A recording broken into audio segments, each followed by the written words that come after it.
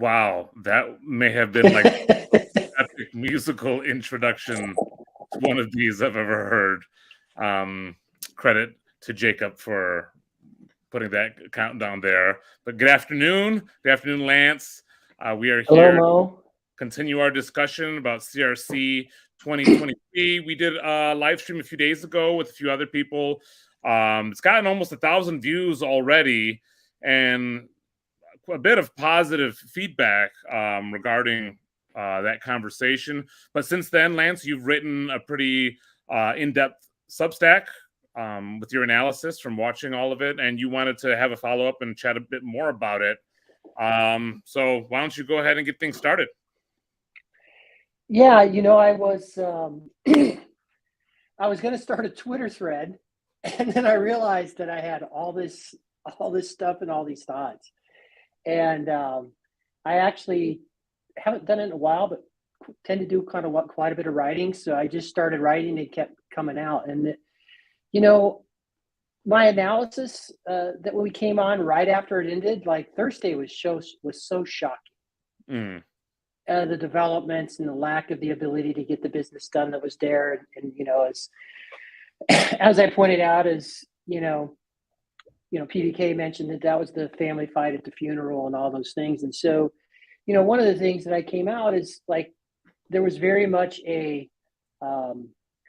I'm an attorney and I've helped boards prepare for things, and we, governance and parliamentary procedures and how we do things. And I've actually worked with some public school boards. And as you could imagine, sometimes there's some big, hairy questions, as I refer to it, to come into it there. So a lot of that on Thursday, and I kind of detail it out, but that a lot of that was just more about the procedures and what happened and politically and kind of the reaction. But as I sat back and, I really kind of started to think about it now and putting it through the microcosm of really what we're going through in society right now. Mm-hmm. I've watched a lot of the mainline churches. I followed the Methodist church denomination split closely. That was the church of my youth. So I'm the nerd that watched all of their general conferences, like every sort of thing, because it's big. This thing has split, right into the heart of churches, and and so it's important. And then just because of who PBK is, and just a beautiful picture that he's painted about this small little denomination. Yeah, and what an impact. Yeah. What you were saying about, like, this is something happening within this family, this denomination, which I am part of. But it's an issue that is a major topic within all of Christianity, whether Catholic, Orthodox, Protestant. But then it's also within our just secular culture, it's a big topic. And so it's one of those where we're watching this thing in light of all those other things. So, and they're not completely unrelated. Right. And so I really just sat down and I started thinking through all these things. And so, I shared some of my reflections. I shared, and I thought it would be important for, as I share my thoughts, was to put my stance out there. Mm-hmm. Like I'm a person who has carefully considered and dealt with all the issues that everyone else has had as this has been thrown to the forefront of our culture here over the past decade, really. Right. So I have wrestled with that, but I stand with the folks who are pushing to have this be the confessions. I take a traditional stance on that. So I thought that was important to kind of, disclose that as I kind of went through and talked about it. And, one of the things, and I didn't mention any delegates by name because they didn't ask to be called out by name, but I pulled out some of the comments and referred to some of the things, but I did name President DeVries quite a bit throughout this. And as someone who understands what it means to kind of come to Senate and to actually be the president that's going to make sure that all the important business that people poured hours and hours and hours into, most of these delegates are volunteers. They took their own vacation. Think about how valuable your vacation time is and all the volunteer hours in the church. They painstakingly pour themselves out months in advance to get prepared, come to the business that was placed on Senate's desk. And even though I talked to him, it's just the big, hairy questions, right? Mm-hmm. Yep. He knew it was coming. He had a number of decisions that he made that we can detail out there. But the fact of the matter is, he didn't push the business forward. He jumped in the middle of the fray Friday. And then he ultimately allowed, basically the filibuster that was building throughout the week and then exploded. And on Thursday is, I know that he is a godly good man. And I mentioned this in my Substack. If myself or my sons could lead the kind of servant life that I know that man has led, I'd be proud. It doesn't have anything to do with that. But with respect to kind of trying to figure out what he did at Synod 23 and the executive committee, because it's not the job of the delegates to control themselves, but it is the job of the Senate and the executives to make sure that it all gets done. And so I really, as I sat down and I wrote through this, I was just really critical of how he handled that. And here's the thing that I think is different, because the CRC is so familial, but when it comes to Synod, the Synod is there to get the job done. Okay. This is not the place for pastoral care. It's not the place to work out all of your emotional issues with respect to these topics. No, there is a professional responsibility about being a delegate. And to come to that and to get that work done. And, I felt like there was so much that was wanting to happen that was on the Senate floor, which is not about actually acting on the business of Senate, but it was this cry and this plea, we want to be heard. And it was this frustration, and it was very emotional. And, all of those things that happened there. And it's like, that's not the job of Synod. Mm-hmm. That happens at your local church level, at your individual level, maybe even more appropriately at your classis level. But when you take the time and spend all the money and the effort to get people in a room to do the business of a Synod, if you're a delegate that can't split your emotions out of this and come in a very professional way and be willing to just come in, say your piece, vote, and move on, that's really what a Synod should be. But the CRC is different.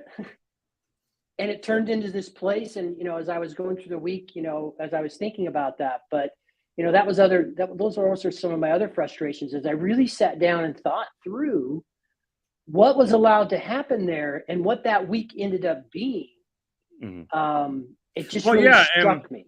And I think there's a bit of an underlying principle that we talk about a bit in this little corner that I feel was taken for granted a bit. And that's this idea of a hierarchy of values. Like, there's this ideal that people like to feel that, we can give everybody equally all the time. And that by advocating for one side, that doesn't mean I'm discriminating against the other side. But it's like, whenever you go choose something, it means it's necessarily required to mean that you're not choosing something else. And therefore you automatically are creating this hierarchy of values that I value hearing these voices, I value these decisions.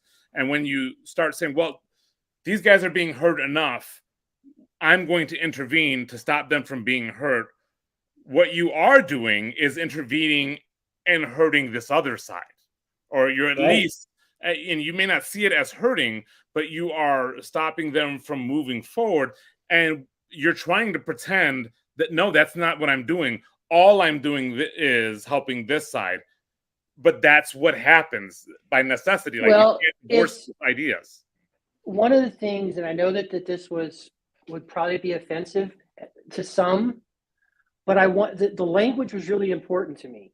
And what we had based on the vote last year at Senate, which was 74%, to make it a confessional status with respect to, let's just shorthand it, the LGBTQ issues, right? And there are other things going on with that, but that's it. So in the terminology, when you look at whether that be politics or you're doing business agreements, that's called a super majority. Okay. And then as we came back again this year, which I think was appropriate when they wanted to find out what the votes, because they kind of did this thing where they didn't want to announce the votes because they didn't want to show the division. But everyone knows the division, right? Yeah. And it's trying to minimize the voices of the supermajority, who then came back again at a 70% compared to 20% clip. And so what we're really dealing with is a very small minority and a supermajority 2 years in a row. What about the voices of the supermajority that came, spent their time, their money, their talent, and their gifts, and were very graceful? And how about that they did all that work on Committee 8, and they knew exactly what they were doing. They heard the pleas. They've wrestled with the issues, and I got into that. And one of the things I pointed out in my Substack, I'll tell you, I wish this young girl could preach. I thought she said, with respect to the supermajority side, she got up on Thursday, and I kind of have a long piece of that in my Substack, but she just basically came out and just said she was trying to find the words, which is like, we don't hate LGBTQ people, but the Bible taught there's roles for people in leadership, and what destroys the church is, she said sin, but she really called us how we can be one. We don't have to be divided. But the way she very beautifully said that, right? Mm-hmm. And I just felt like she gave, and I don't know how old she was. She looked to be in her 20s. I thought she gave the most wise, one of the best speeches, but what she communicated in a heartfelt way is like she understood that this had to deal with people, right? Mm-hmm. And she can connect into the emotions, and so much is thrown at the supermajority, and I get into that about this happens in culture, weaponized compassion, everything else, and the fact of the matter is the majority voices were not heard, and they were not allowed to do the business that they knew exactly why they were there to do. There was no confusion about even what was left. And so the fact of the matter is, you talk about silencing voices, you talk about stopping the business of the church. President DeVries, quite frankly, allowed the filibuster to happen. He didn't keep the clock on. He didn't stop people from going off point. And I just felt like he stole the opportunity for the supermajority of the church to move forward and basically say, this is where we're moving. And so from that perspective, it was very frustrating. But come back to the other side. Like I poured it out, like, listen, in their heart of hearts and all their genuine belief, they believe, the small minority believes, like, this is a hill that they will die on, right? I mean, this is not some small difference where you can live together. This is a chasm, and they're not going to change their minds. They're not going to change their minds. Neyland East, or Neyland Avenue, Grand Rapids East, and the other small minority classes and churches are not going to submit to that confessional status. It's clear. It happened last year. So we know that.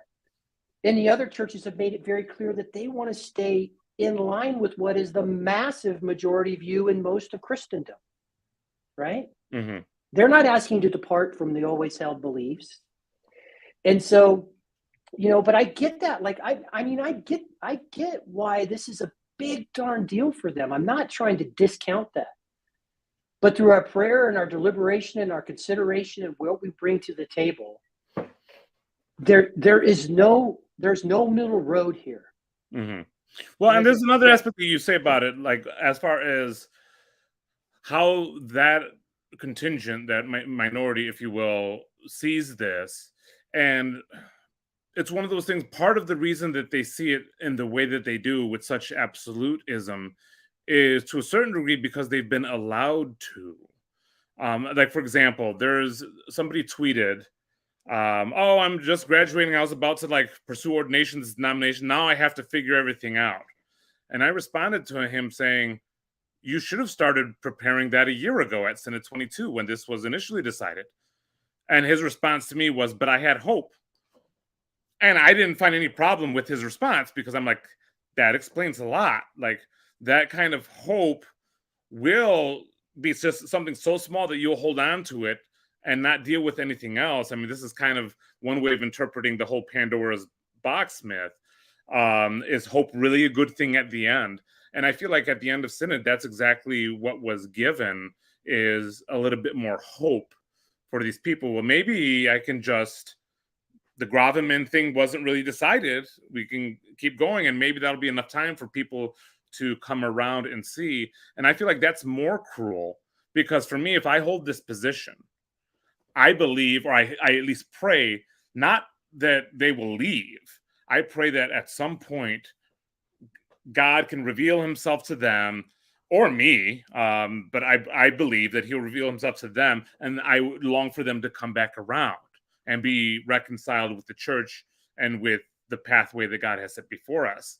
That's what I believe. So then it becomes, how do I get that? And I bring this up, and a lot of people don't like me utilizing this metaphor, but it's like with children.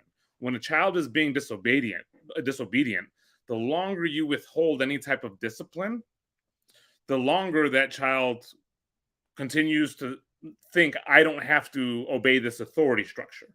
And the thing is, sometimes when I've disciplined my children, I actually have been wrong. But what happens is later on, I can come back to my child and say, hey, that one time I was wrong about that, and apologize and try to reconcile there. But they still have this understanding that I am the authority figure. And that's part of our relationship, is that understanding. And I feel like that's a lot of what has been sacrificed by this minority, is just their understanding of what it means to be in this covenant relationship with one another, what it means to have these authority structures and to submit ourselves to those things. You're still on mute. Yeah, one of the things I pointed out, like I was just thinking through it, but the fact of the matter is, listen, this is the current, what they're espousing is the current secular view, right? But it's probably had to be a lot of cognitive dissonance, because one of the things I mentioned is like Synod 2022 was allowed to get its business done, right? Yep. Well, why did that happen? They thought by going and sharing their stories, just listen to more of these stories or whatever, that somehow they could sway the vote. And then when the votes came in, they found out that they were this very significant minority. Paul talked about this, like it was a surprise and it was a shock. And he realized at that moment, this set the table. And, I linked that up in the article, which is, they're really if you're a CRC progressive, it's difficult. But think about every other sphere of their lives. Mm-hmm. They're running the table at government, public schools, MSNBC, their social media feeds, the pride and diversity, that kind of those issues are presented in such a way that you think that that's what everyone else believes, right? Mm-hmm. And so you ran up into this situation, and this is the only place, this is like the only sphere to where there's any pushback, because they find themselves in the supermajority or the majority of the secular culture in many ways, right? Yeah, and the other part of it though is that they ignore the voices that are in opposition. I mean, you pointed this out in your Substack. It's like a lot of them kept crying the whole diversity thing, and the marginalized people. But nearly every time a Latino person came up, or a Korean person came up, or somebody came up and said, hey, we support this traditional view, it was completely ignored by the progressives on Twitter. I mean, to the point where I was like, hey, I'm here. Like, are you even the extent? I'm a Puerto Rican. Yeah, to the extent that there was an attempt to ignore it, like or pretend like it wasn't even there, like pretend I didn't exist. And since Synod, I've spoken to several other Black, Latinos, Koreans that were watching or present that were like, yeah, I felt the same way. Like, hello. Yeah, there was a guy who got up from Grand Rapids East on Thursday and kind of had to respond. He goes, I feel hurt that because he was speaking to the true minorities in the room, were basically saying, you never asked us. Mm-hmm. And then he went on to say, well, and I'm sure this is true, I'm not disputing this, that they're in a predominantly African-American part of the city, and they have a lot of African-American members. But I looked at their table. I went back. This is a sort of nerd. This is what I do, right? I looked at a table. They were all white. So why didn't they bring? I'm sure there are African Americans in their church that are part of the small minority. I'm not disputing that, but they weren't sitting at their table. Mm-hmm. You see, You know what you know what I mean? And so I mean, and I almost self-censored myself because that was really obvious if you watched throughout the week that you had white progressives talking and using the buzzwords of the day. Like on Tuesday night, white supremacy was used, right? And we talked a little bit about this weaponized compassion. I think it was Wednesday night. A gal got up and was basically saying the church was wrong about slavery and everything else, and they're wrong here. What is she saying? So here's the other thing. What is she saying when she says that? Guys, you guys are like slave owners. Mm-hmm. Now, again, in this current secular ideology that we all have to confront and deal with if we aren't in that mold, right? We understand when you say that, we understand what you're calling us. Yes. And that's where I felt like that young Latino delegate, when she got up on Thursday, I just felt like she knocked it out of the park, you know? And I think there's this sense, this plea, I know that they don't like it. I know that they don't like that they realized, wait a minute, we are so far out of bounds with this church and what the supermajority believes. But that's why I used throughout and I also wanted to do this for the supermajority. Because there's some frustration. Should conservative churches leave or anything? No. You have the supermajority. Mm-hmm. This is difficult. You just keep on keeping on. And I, so I got into this. And so, one of the things I thought about when you do this, which is like, okay, by the way, there was plenty that was passed in Synod 23 that very clearly reaffirmed at a supermajority level, we're moving forward with the stance that we agreed with in 2022. There also were things that were passed that basically are saying that people need to come in line with the confessional status was clearly upheld. And so that's it. But so here would be my question, which I think I actually saw this coming from the supermajority by the Abide Project or whatever, is listen, you do need to reach out to Neyland Avenue, Grand Rapids East and whatever and say, hey, are you guys going to come into compliance with the clear decisions of Synod? We know what the answer is going to be. The answer is no. There's no need to try and fight or push or make or do anything to try and do that, like give them a chance to respond. But at this point, you don't have to fight that anymore. Mm-hmm. And there's no reason to get into that fight anymore. And you just basically, and the one thing that I would see, which is the Methodist Church has done this horribly, is the progressives have made it extremely punitive and difficult for people to disaffiliate. Mm-hmm. Make it super easy for them they want to have a fully affirming denomination. Well, and by the way, like they should, like they really should. They believe that at their core, and and they have every right to do that. And so, I do think that there's a way to do that lovingly, but so that's why I talked about the encouragement. Like I know right now, like it's like don't get in the back and forth fights. Yes, you need to put out those responses, and the other people that are actually not complying with the confessions, just to kind of get that on board. But I would be working toward getting my ducks in a row for 24, making sure you get people in place that will get the business done. Don't feel guilty that you aren't listening to people and they need to be heard. Have time limits, get through the stuff, get your committee A on the floor early. Mm-hmm. And you can do that and get the stuff voted and just get it moving on. You don't have to do that in a hateful way. But if there was one thing that I saw, and I saw it over and over and over, the chasm is too wide.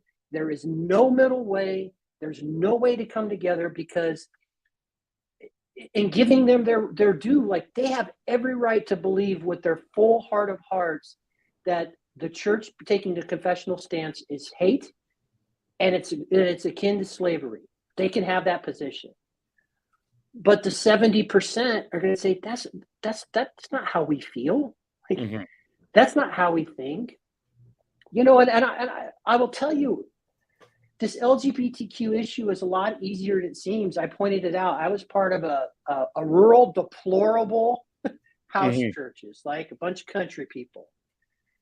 And we had a lesbian couple that had some children. They wanted to come join our church. They wanted to be part of a Bible-based church. And we met and we said, hey, great, here's the deal. We're going to teach the truth, biblical truth about the traditional stance on marriage. We teach our children that, and we'll talk to them about that. And you can't hold any leadership positions, but we want you to come and participate in everything fully. They said they had no problem with that position. They wanted to come to the church to hear that. And they participated fully in our community. I mean, it was really easy. They understood. We understand. You're gonna teach biblical truth. We can't hold positions of leadership, but you want to welcome us in and love us and want us to experience the church and the love of God. Mo, it was that easy. Yeah, that's one thing that I always find is so fascinating to me about the conversation is the equating disapproval with hate.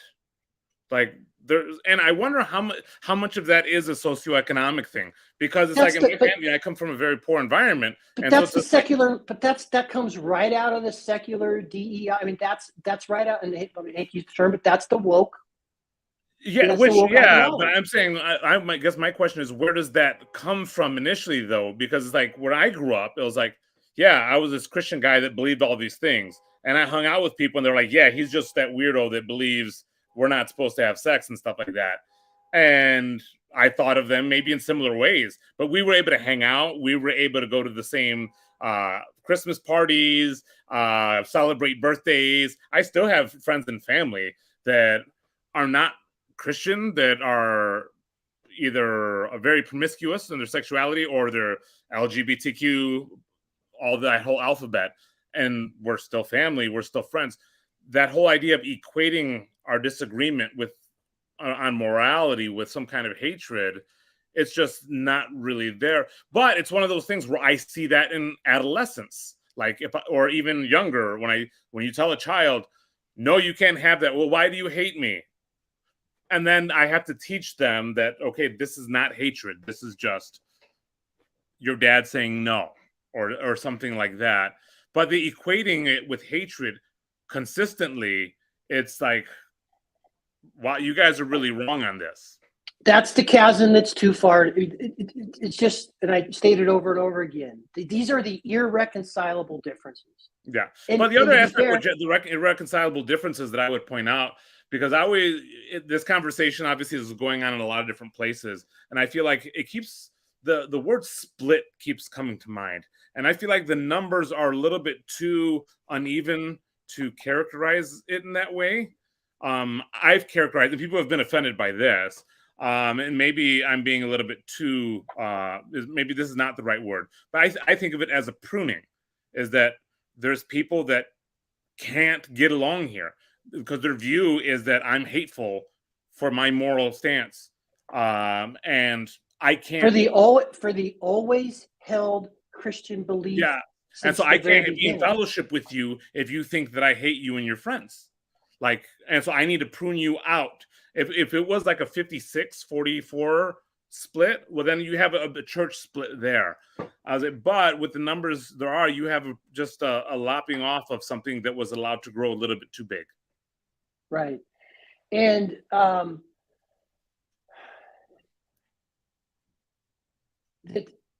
really, it's a disaffiliation.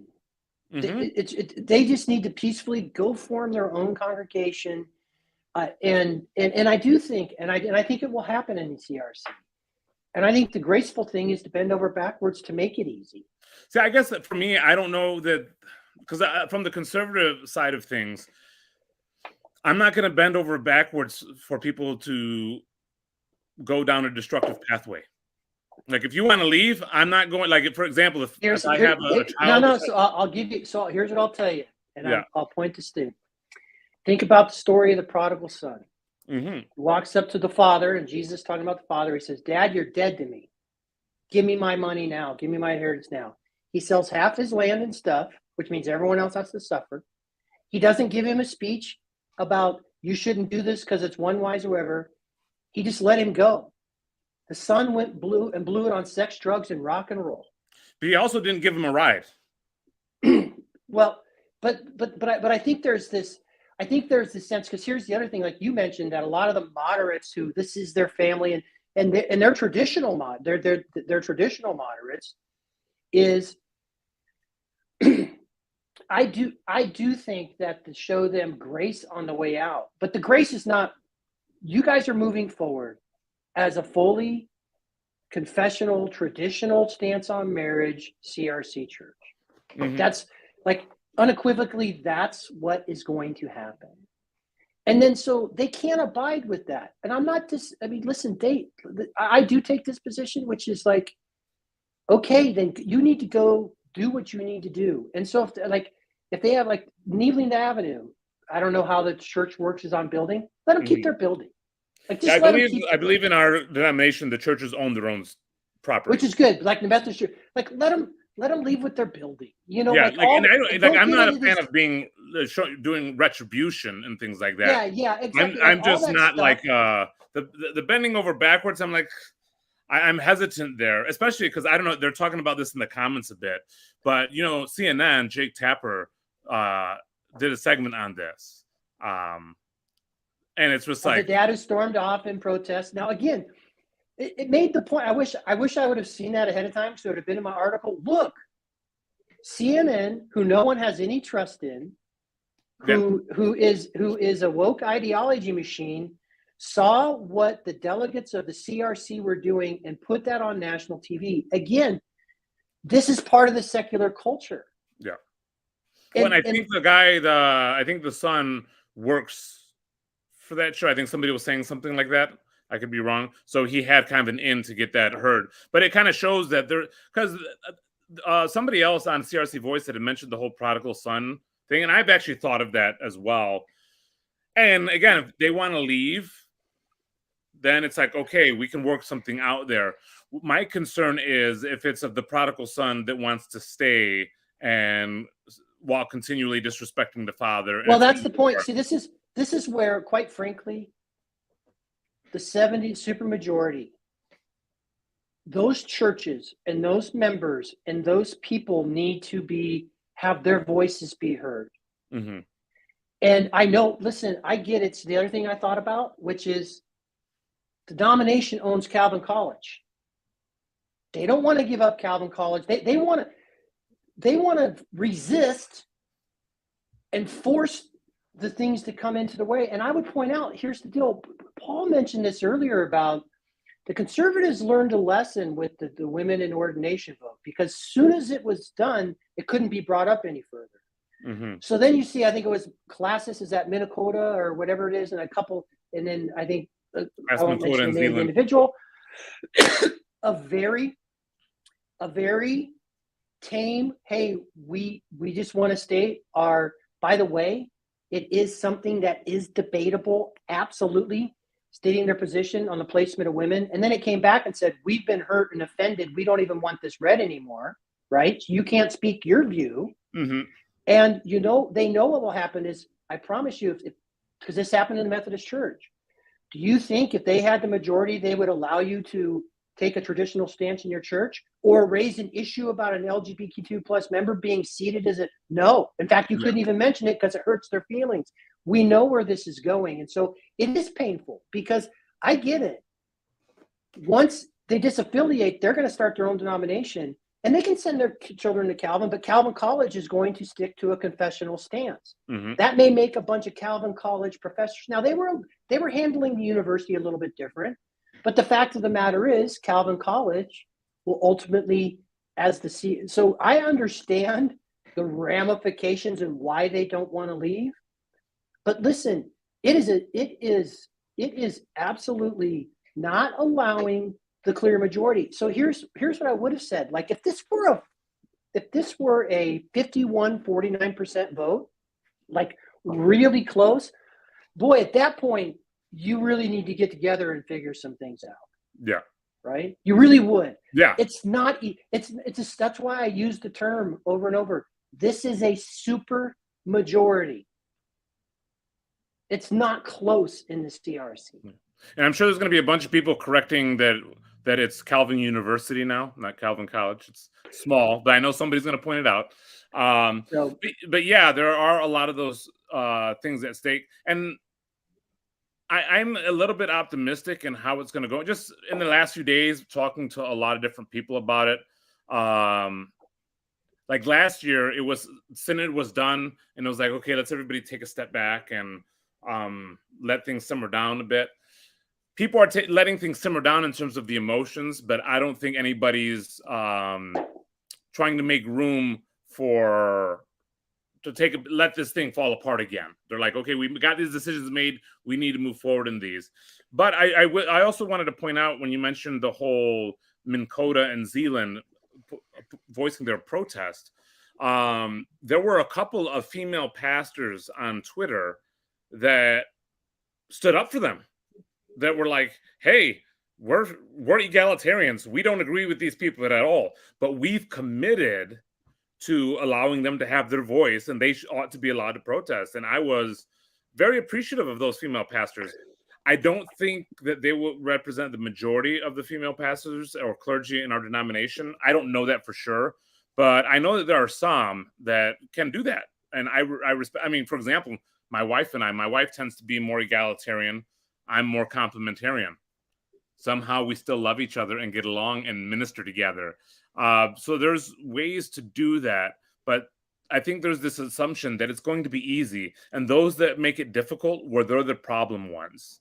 And I don't think that's accurate. And I don't even think that's what our denomination teaches. I mean, we're Calvinists, tulip, right at the beginning with total depravity. That potential for going wrong is always in us and among us. And we are to rely on each other to hold each other accountable for that. Yeah. And, one of the things that I mentioned, which was, this was brought up numerous times, and it really drove me nuts. Win with grace. But you know what my dad taught me very early on when I was a boy? Son, it's more important that you lose with grace, because that is going to be the moment where your true character is going to be shown. And, there's something to be said about that too. But, but again, think about,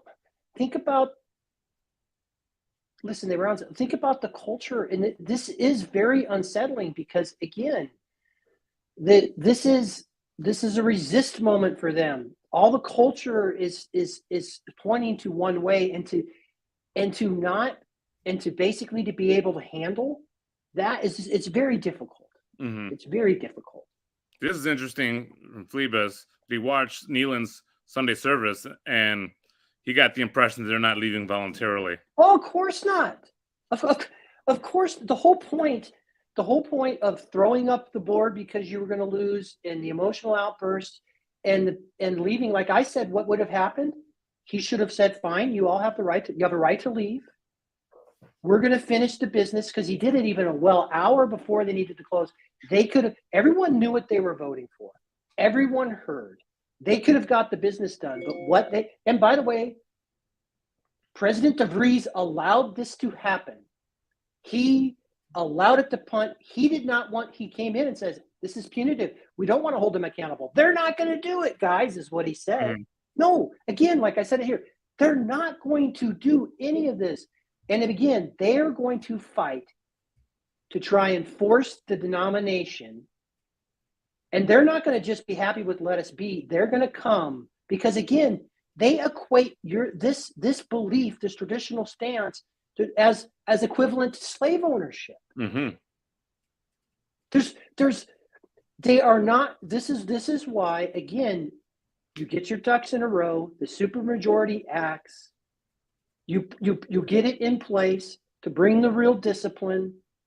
And ultimately, if they don't come into discipline, you start the process of there will be church discipline and synodical discipline, and your pastors and your elders and your people in leadership and your church will no longer be a part of the I mean, and this is where I just think we get all this weaponized compassion against us. And you can tell, people are I almost self-censored myself a few times when I was writing that thing. I'm like, no, I'm not going to do this because it's obvious. You have heard. Now you don't have to, and I mean this, and I know this will go as well. You don't have to listen to them arguing with you about this issue anymore. It's settled. Now is the time to move forward, move the denomination forward, And ultimately, they will remove themselves by not agreeing to come into compliance with the Synod. Yeah. I mean, it's interesting because that's totally was my impression last year. Like, I remember going to my first classes meeting this year and hearing all the arguing, and I'm like, you guys are still arguing about having the same exact arguments that you were having a year ago, as if Synod didn't happen. And that's what I'm hoping doesn't happen this upcoming year. And here's the deal, it's not me, it's just a way of governance. Synod is not about you working out your personal feelings and needing, and I'm going to say this, crying and throwing a fit on the floor, which is what happened at the end of Thursday. Right? Yeah. Now it worked for them. Good. And again, like, I give them credit, like, they were going to lose.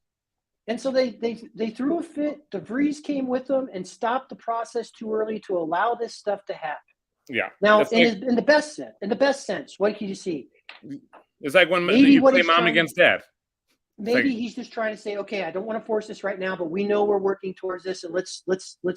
But here's the deal. I want to ask you: once the marriage is over, delaying the divorce, things don't get better; they get worse. Yeah. You are damaging the denomination by not, quite frankly, the time.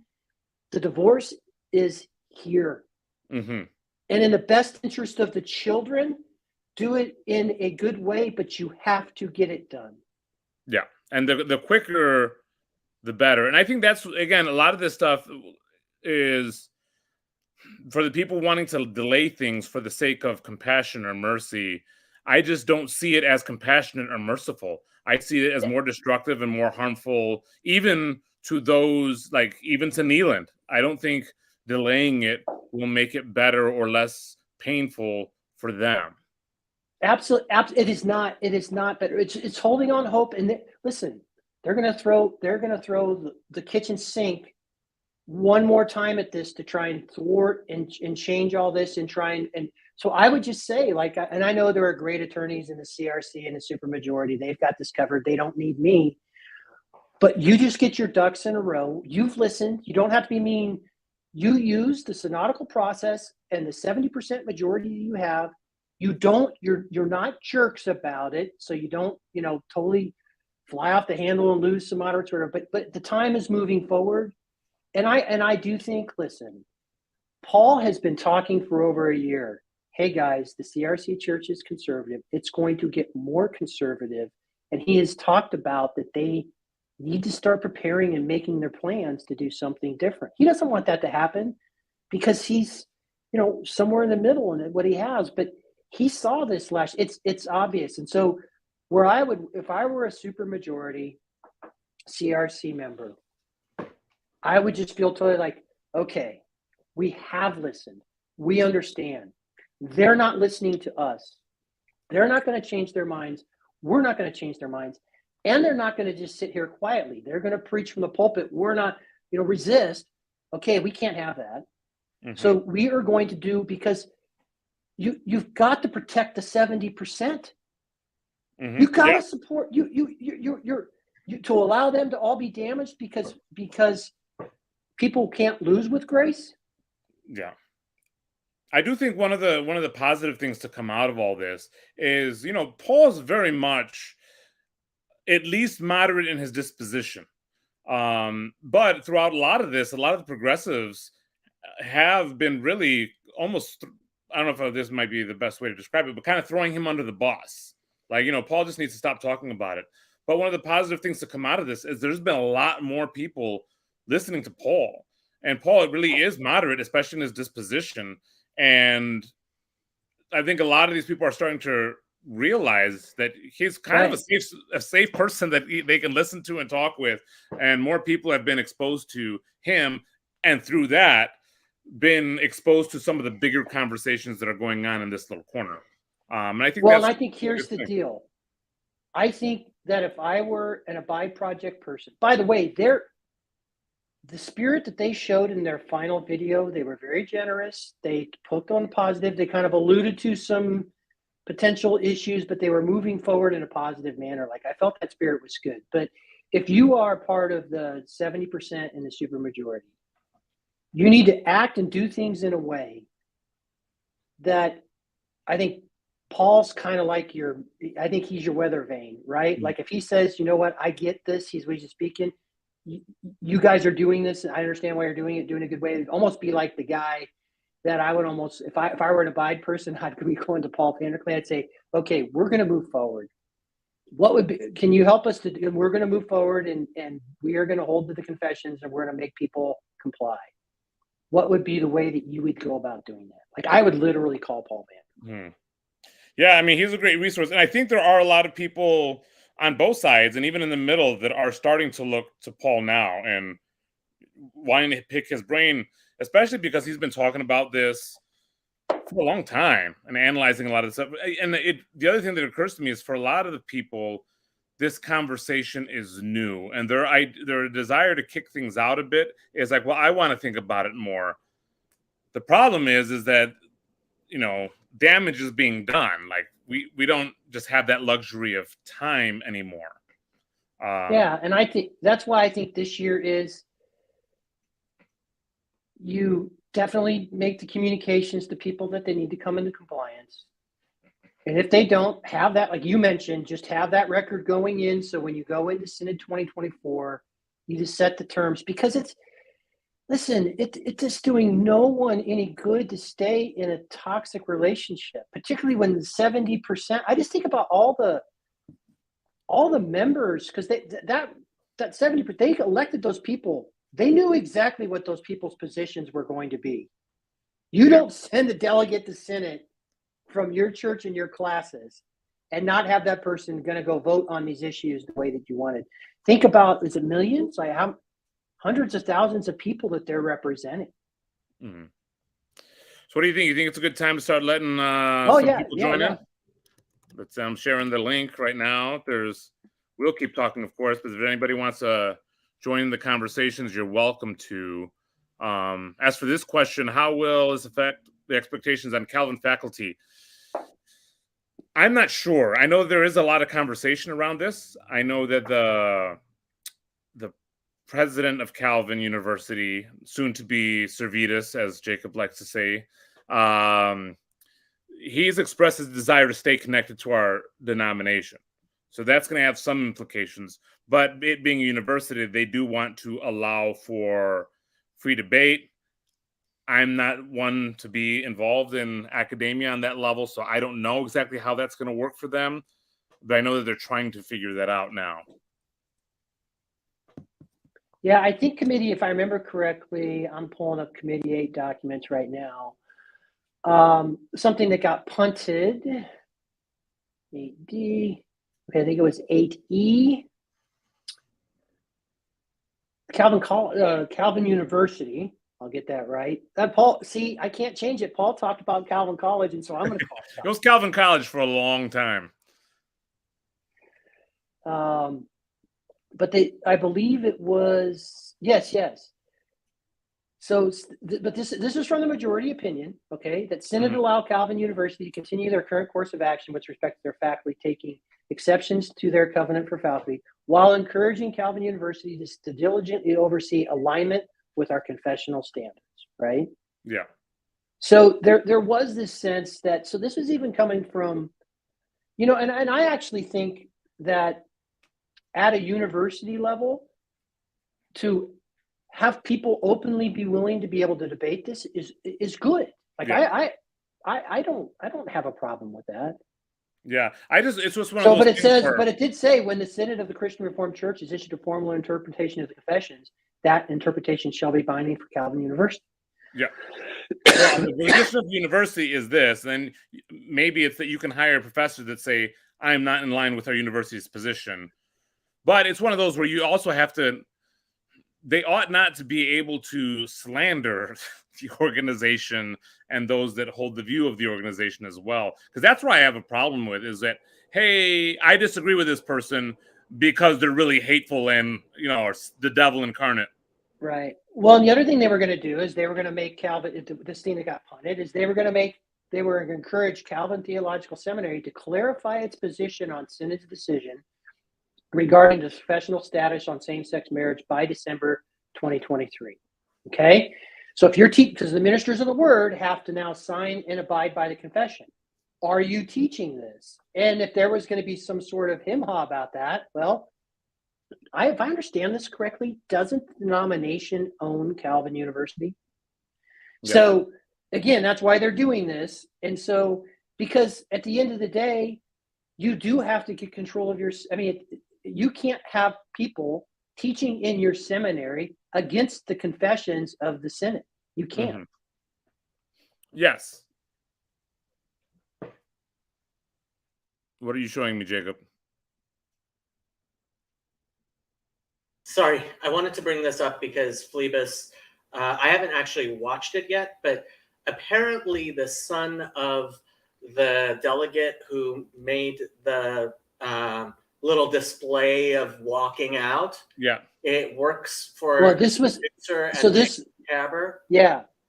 And So this gentleman, Thursday morning before it got started, before the mayhem of a bunch of people leaving when they realized they were going to lose Thursday afternoon, this was the first guy who came up and said, "I'm leaving the Synod because of the," I can't say, I want to be, it was either hurtful or hateful decisions made yesterday.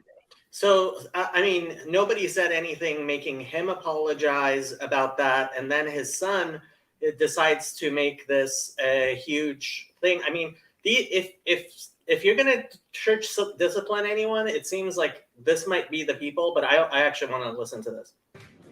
As we celebrate Father's Day, we got to thinking about the qualities that make a good dad, such as love, patience, support, loyalty, standing up for your kid, and having their back even when it's difficult, especially when it's difficult. I want to tell you about a striking example. I'm sorry, I have to interrupt this to say, no, actually the difficult thing would be to hold to your Christian confessions when CNN and basically all of polite society thinks you're a bigot. We just saw of that, a dad standing up for his son. After the Christian Reformed Church voted this week that to be a member of their denomination, you need to agree with the church's position opposing same-sex marriage. That decision caused some pain, including to one particular member of the church we know who's gay. He said after watching the vote on a live stream at a friend's house, quote, "I cried the whole Uber home.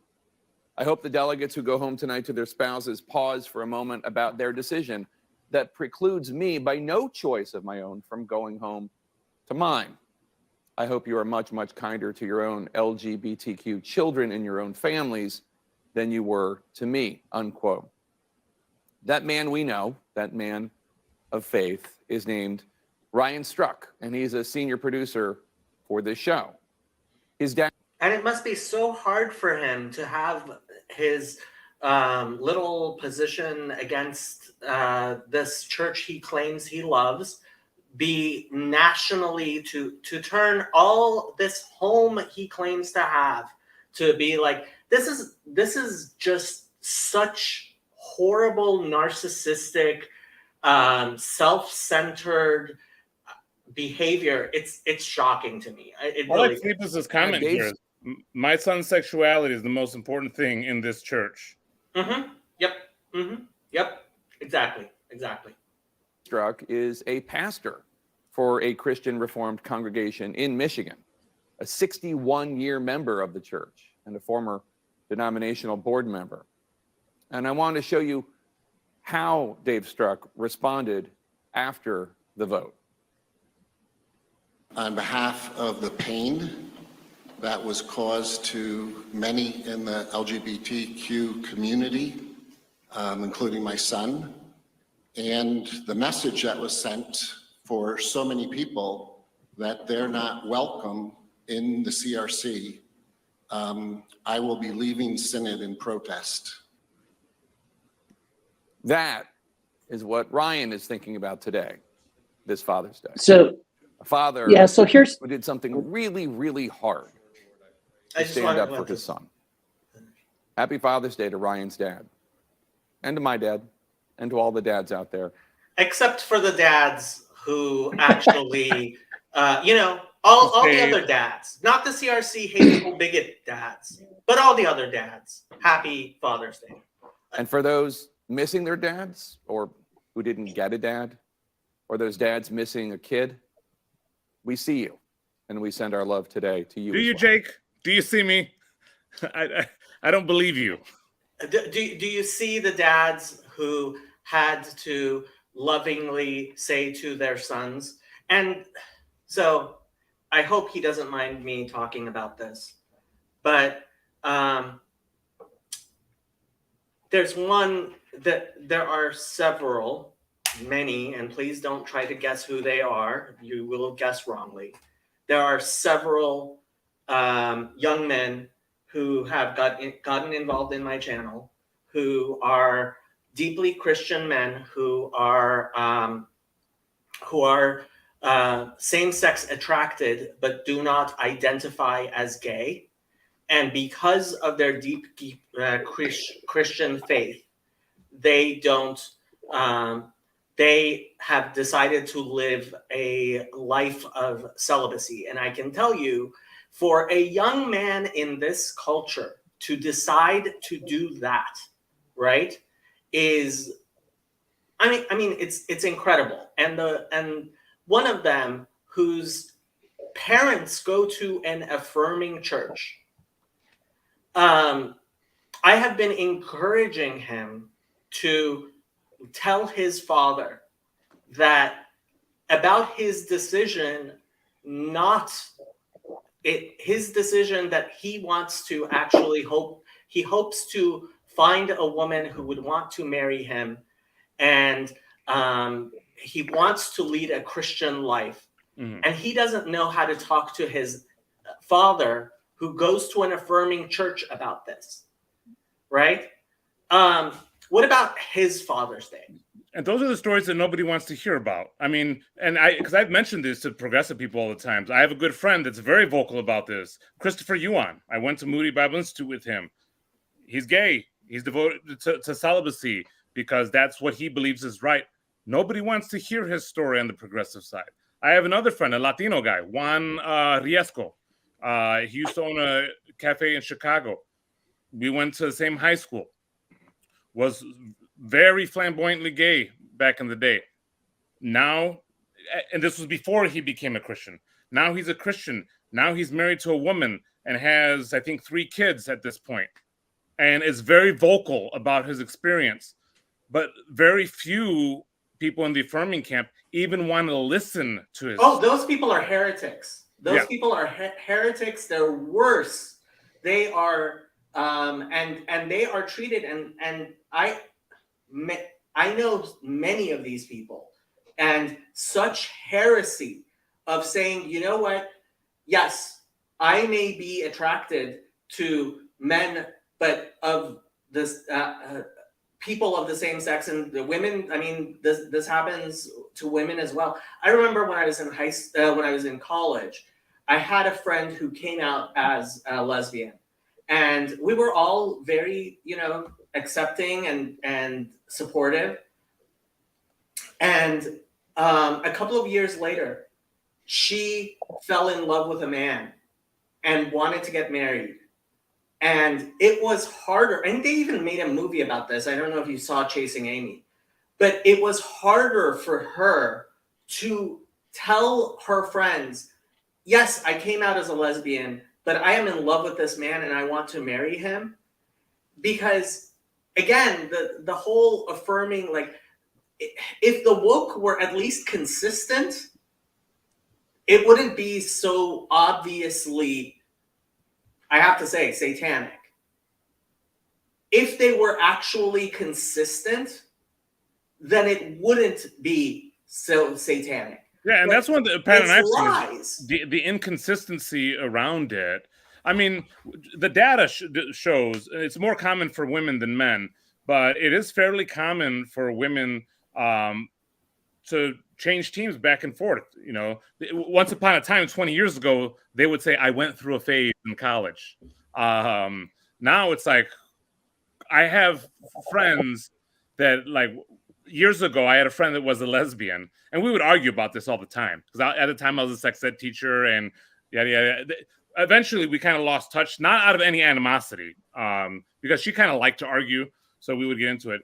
But I ran into her once This was a couple years ago with her husband and kids.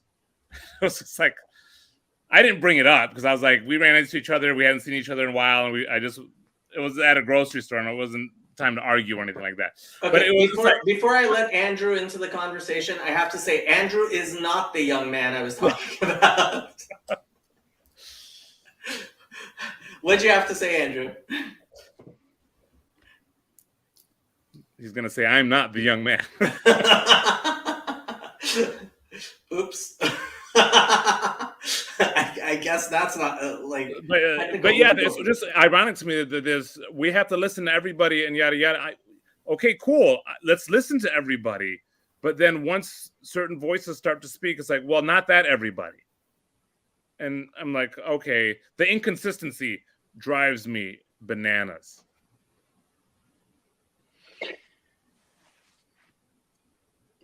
Let's see if Andrew ever tries to come back.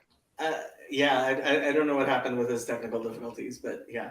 But I had an idea that I briefly mentioned to Lance and Mo, but I really think this might actually help the CRC, is Judaism, Eastern Orthodox Christianity, Catholicism, and Anglicans, and many other Protestants have a level of ordination above just your congregational priest.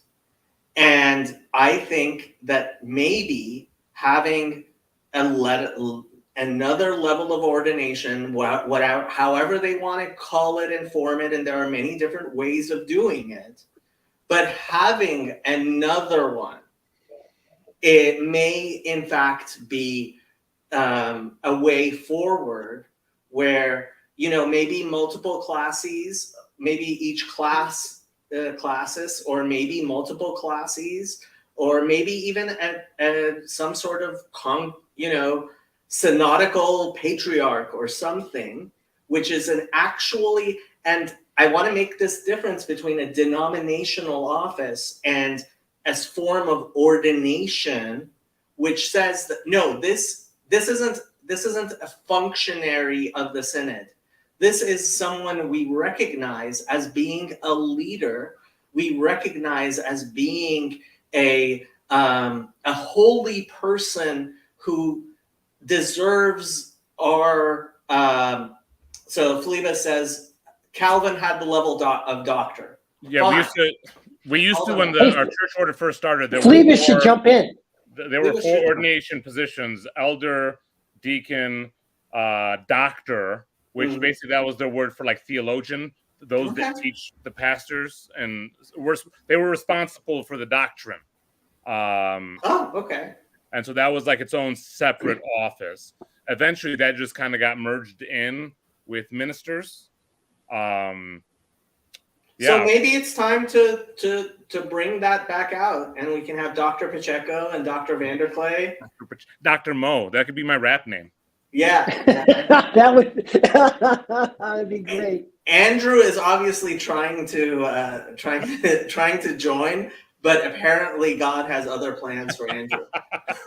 Are there any CRC members out there that are listening that want to jump in? I know some that are listening that I've been messaging to try to jump on here. They either aren't available because they're listening while they're doing other stuff, or they're not ready for this type of public expression. They're not ready to take the heat that Mo is. Yeah. I was a little surprised at the people who courageously said, "Oh, what a refreshing conversation." And I was thinking about that, like how there are people in the CRC who are looking at us and they're like, "Oh, well, you're not a member of the CRC, so you're allowed to actually say things." Well, but remember what happened? I thought was one of the things I thought was really interesting when Paul had the guy on from Thrive, I believe it was, and the other that went through this kind of process. One of the things he mentioned is that people who actually agreed with the supermajority in a traditional stance felt like they couldn't say what they really believed when they were at church or classes, and providing a space when you see the supermajority. I mean, that's what it shows. Because what happens if you speak up? You're a bigot, You're equated to a slave owner. You're hateful. You're hurtful. You're evil. The church has been, all the stuff that came out on the floor. And that's why you can't say it. And on the floor, anytime these people would call the majority bigots and all this stuff, right? You never saw the president.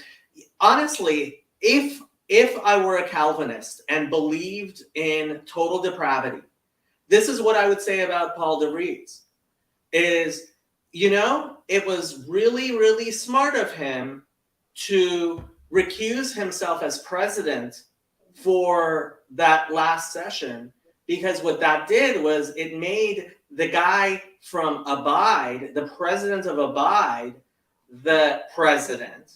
Mm-hmm. And anytime he tried to actually, it would make him sound bad if he had actually said to these people, hey, you know what? You need to stop calling me a bigot. You need to stop accusing me of being a horrible person. That's not good behavior. But anytime anybody from the conservative side said anything, it was misogyny and whatever, and they had to apologize. Win with grace. Address the chair, right? They were actually addressing the chair, but what they were saying was not what the chair wanted Neil and Avenue and let's get to the chair. Listen, here's the other thing I pointed out. I started looking at this, but I hadn't looked at Classes 8 till Thursday morning. Listen, if you're running a Synod, you start skipping some breaks. You start staying late. Those reports were in, and he totally didn't move it along. And then when he came out to defeat and passionately saying this is punitive, and then they punt with an hour left, I still hold to this. And the people have the Abide Project, and again, the generosity, which way they talked about what happened on Thursday. Again, it was a bit convicting to me, and God bless them. I think they know what they need to do. But he absolutely, and maybe I didn't know him, but I was having the sense that he was just letting them have their say, because he knew where the votes were going, so they couldn't complain. But I do absolutely believe that they got that those in the supermajority thought that he had the competency to get this Senate business done, and he knifed him in the back on Thursday.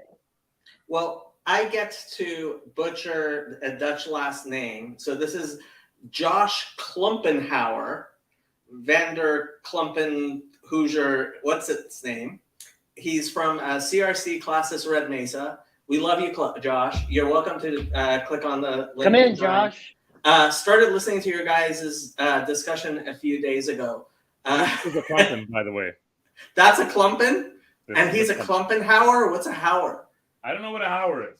That's how you Klumpen. That's how you Klumpen Hauer. Where is Red Mesa?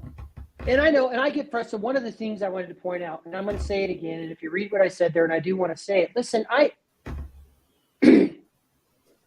understand the existential crisis this is for those people in the small minority. This isn't easy. And it's rattling all of their senses, because they're in the secular majority and they believe everything that this is. This is hard for them. I mean, I get that. I still think, and I know Joseph, I just don't know that you're going to get the CRC to put in a CRC Pope, but all the tools and mechanisms are there to act appropriately, but to move with clarity next year, and to basically put the denominational confessions in place with clear guidelines. And if you don't abide by those guidelines, you will be disaffiliated. Okay, Phlebas is making me bring up something that I've kind of been wanting to bring up. He says, I know a different Josh Klumpenhauer. Now, when Libs of TikTok, you guys know Libs of TikTok, when she got doxxed, everybody was trying not to say her name, because they were like, oh, this is such a distinctive name. Everybody thought it was a distinctive name. Her name is Chaya Mushka Raichik. And when I saw that her name was Chaya Mushka Raichik, I was like, which Chaya Mushka Raichik? Because there's like 5 of them just in Los Angeles, right? Because Chaya Mushka is like every family has one, like and Smith. Raichik is a really common, like. Apparently, Moises Pacheco is actually more common than I thought. Actually, there was a Moises Pacheco on the FBI's 10 most wanted list. Really? Well, and It wasn't me, I did though. find out there's a lot of Vanders in the CRC. Hey, Josh. Hi. Welcome. Young people and your slowness of your technology. What's with this young boomer thing? Here he comes. What do you have Hey, to Josh. say? You've been paying attention, Josh. What do you have to say with what we've been sharing over the past few days? Well, I mean, I've enjoyed listening to the discussion. I know that I've got like just. Oh, if you're getting an echo, you have to shut off your YouTube. Okay. I'm getting an echo. Okay, so what happens if this happens all the time when people start with StreamYard is when you come onto StreamYard, you have to stop the stream you were listening to on YouTube. So welcome, we've inaugurated you into StreamYard. I was like, somebody. Yeah, you asked me a question. And I was like, somebody's like still talking though. Should I? Okay, all right. Yeah, no, it's been nice hearing the discussion. I saw Paul had shared the like thoughts on Synod CRC, and so I liked your guys' discussion. I remember like when Synod started, and I was following. I follow the CRC Twitter account, and I just saw the little placards that they had for power and privilege training, and it was so like cringe. Like, well, yeah, and basically like, okay, if you listen, you know, people like if they had the little like chart that was if you're too much this way, your arguments can't be too much this way, your arguments can't be too much this way. If you argue in that way, you're just wrong. Sorry. Yeah. Like, yeah. What killed me was that it was apparently some executive that like denominational office, right? And it was what he tweeted out. I retweeted his tweet. I'm like, yeah, no leftist bullshit during CRC Synod. It was like, oh, this is how we're going to start out with a bunch of woke bullshit. We're gonna start with our prayers to the God of CRT and Kimberly Crenshaw, and then after we have preached that gospel, of course, you guys are all going to come back to our confessions of believing in DEI and power and oppression and CRT. That's what it sounded like to me. Yeah. It was. I don't know. Well, and I think that there is. Somebody might have discussed it on here. I feel like I heard. I was thinking about this.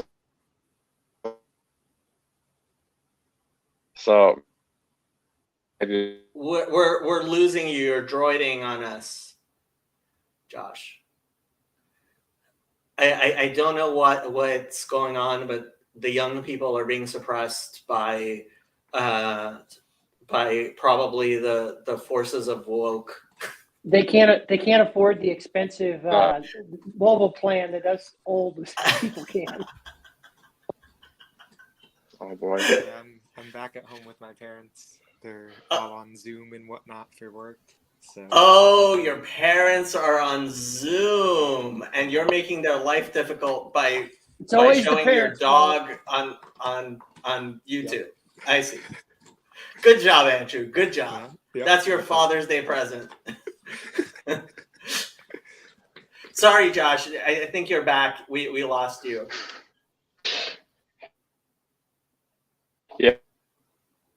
And we lost him again. Hey, wow. Mo, pull up Stephanie Christos, has a couple of actually, if you paid attention to the synod, there was this Korean guy that came up. Well, there's a younger Korean guy earlier in the week, and this older Korean guy came up. Dude laid down the hammer about why you need to have confessions and then why you need to stand. I mean, it was incredible. And then you had that young Latino gal that I kind of have her full quote section out of there that spoke very lovingly but firmly about we have to have standards about those who are teaching and those who are leadership. And it's not love, but it's sin it's sin that's going to destroy the church, right? And so they were if you watched, it was over and over. This is why the filibuster word was true, is they were going up. One, it is this necessary, like if we just plead and emote and I'll use a simple term, throw a fit, maybe we can change things. It's like, no. And they also, once it started getting later in the week, those in the supermajority knew how they were going to vote. The committee reports were done. Everything was laid in place. They just needed to get to the votes. Okay, Josh, I think we have you back. Mo, you muted yourself, but I think did we lose Josh again? Maybe. Well, what I was going to say is, I do think that there are some of the conservatives that do have a hard time clearly expressing their position, partially because they don't do it enough. I think that's the one thing with the conservatives in our denomination. A lot of the communications have been left to people whose maybe psychological profile has allowed them to pursue their English majors, they're big in writing. A lot of the conservatives aren't. Or if they are, they're using that from their pastoral position in their church. And so that's why I think it's important for us to be doing this kind of stuff so that right, to encourage people, because again, as Thrive mentioned, and I caught myself, I self-censored my Substack because I just didn't. I'm saying, no, I'm actually going to say what's obviously here.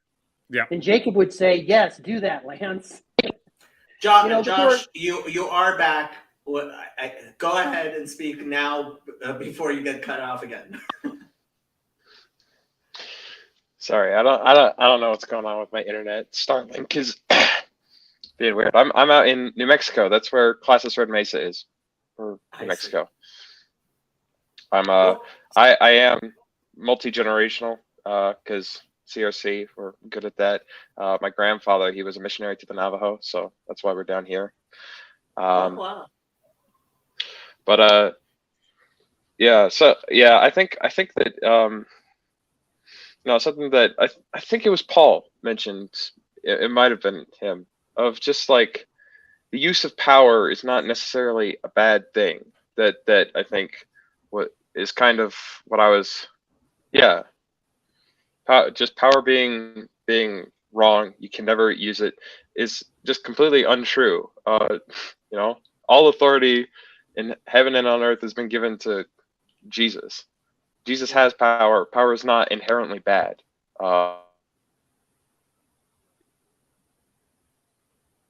And we lost him again. You might want to try turning off your camera, Josh. That might make it easier. All power and privilege really comes from Scripture, and so that's where we should be basing all this on. Can I ask you some questions, Josh, if you don't mind? Sure. How old are you? I am 23, almost 24. And did you go to college? Yeah, I'm still in college. I'm finishing up my master's degree. So I consider myself, I'm still CRC, but there's not a CRC in the town that I'm at right now. What are you studying? Petroleum engineering. I'm getting my master's in petroleum engineering. Wow. He's a smart one. Look at the brains on Josh. We'll see.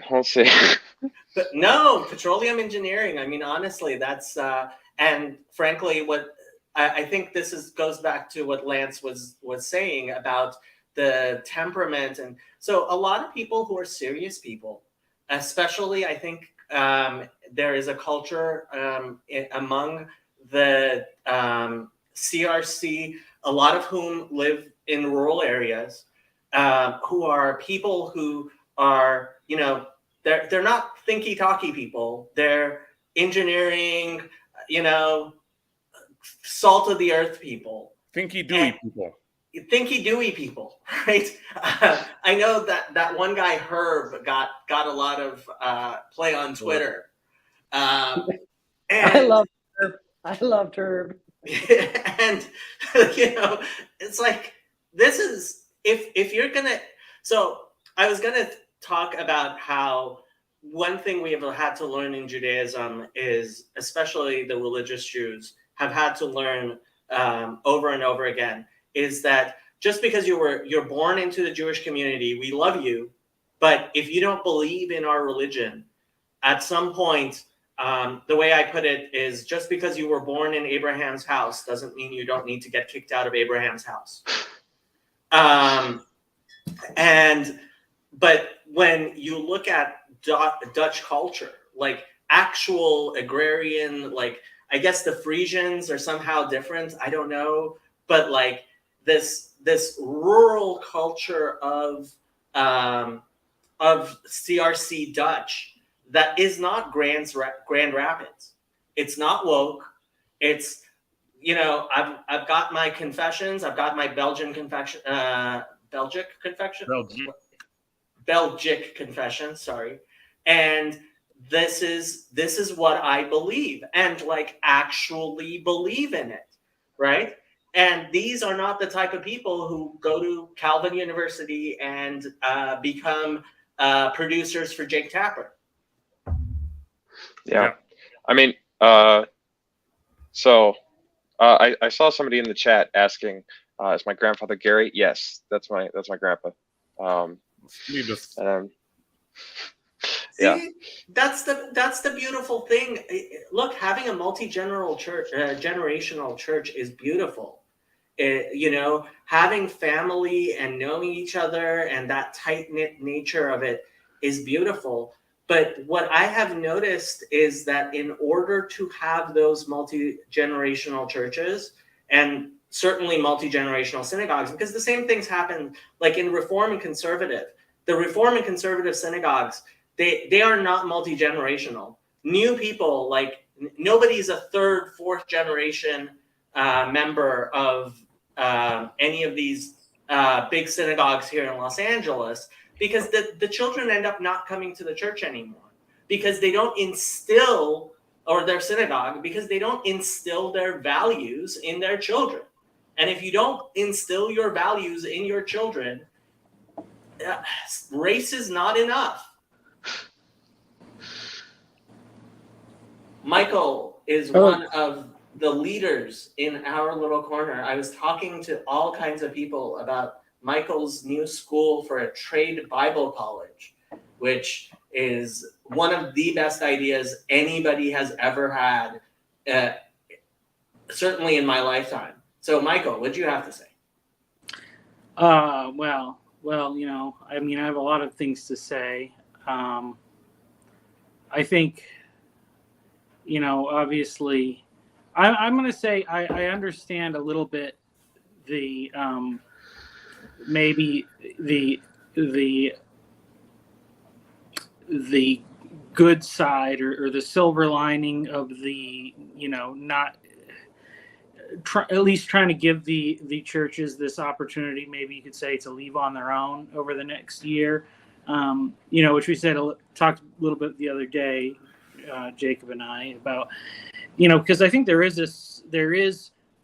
a problem with a conservative backlash, and I see a lot of people, and rightly so, scared about the times we live in and the things that are happening, and they are wanting to go so far into like a cloistered kind of conservative right-wing setting that you know, they're going to end up in a church community that's totally non-evangelistic.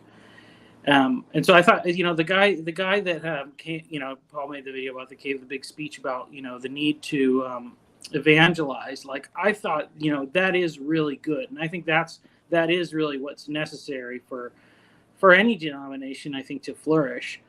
And I think that the minority that are in this affirming thing, I think they're just totally on the wrong side of things, because I think that there will be a huge cultural movement at some point. The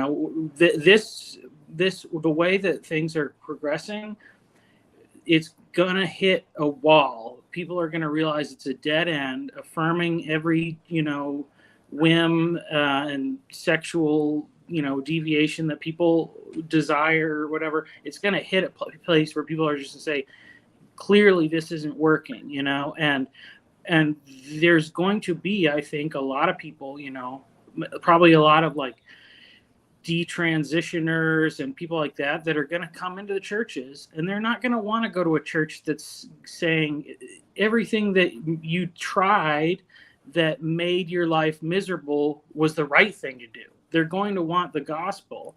And I think that's where the growth is going to come.